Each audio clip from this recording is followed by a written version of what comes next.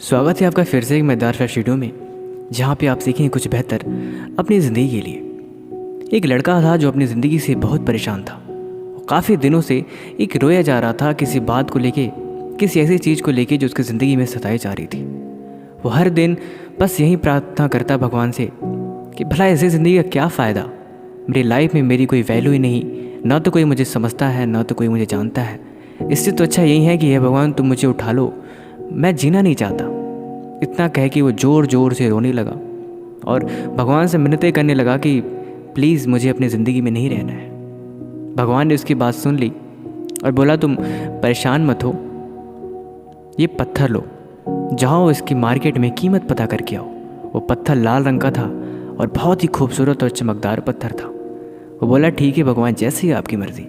वो पत्थर लेके मार्केट में निकल गया और सबसे पहले गया एक सब्जी वाले के पास। बोला कि ये सब्जी वाला ये पत्थर देख और बता कि तुम इसके बदले में मुझे क्या दे सकते हो और इसकी क्या कीमत है। सब्जी वाला बोला कि ये तो एक 2 किलो का पत्थर लग रहा है, मैं इसके बदले में तुम्हें आलू दे सकता हूँ 4-5 किलो। तो उसने बोला ठीक है धन्यवाद, मुझे ये पत्थर बेचना नहीं है। इतना कहते ही वो आगे चला गया। उसे एक कोयले वाला मिला। उसने पूछा कि ये पत्थर का क्या भाव लगाओगे तुम, इसके बदले मुझे क्या दे सकते हो।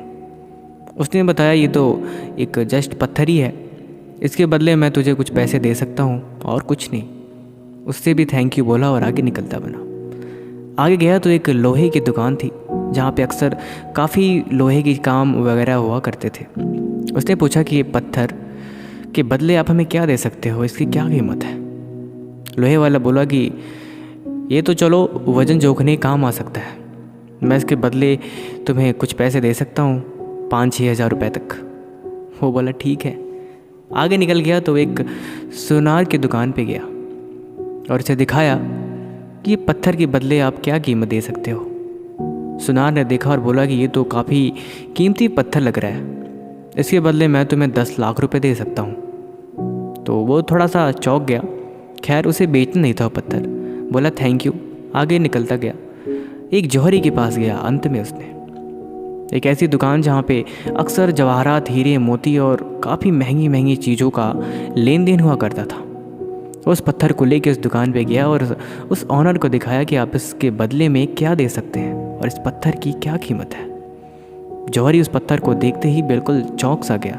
उसे बार बार कई मिनटों तक देखता रहा और देखने के बाद बोला कि ये तुम्हें कहाँ से मिला, किसने दिया है तुम्हें। उसने बोला मुझे बस तुम इसकी कीमत बता दो और कुछ नहीं। जौहरी बोला कि ये इतना बेशकीमती है कि मैं अपनी पूरी दुकान भी तुम्हें दे दूं तो भी इसकी कीमत अदा नहीं कर सकता। मैं असल में इसकी कोई वैल्यू मैं लगा ही नहीं सकता, ये बहुमूल्य है। इतना कहता ही वो पत्थर ले लिया और उसे अपने कपड़े में छुपा के भगवान के पास आ गया और सारी कहानियाँ बताई। भगवान बोले कि एक आलू वाला इसके बदले तुम्हें आलू दे सकता है, लोहे वाला तुम्हें कुछ पैसे दे सकता है, एक सब्ज़ी वाला तुम्हें इसके बदले में भी ऐसी चीज़ें दे सकता है। बच्चे ज़िंदगी भी कुछ इस तरह से ही है।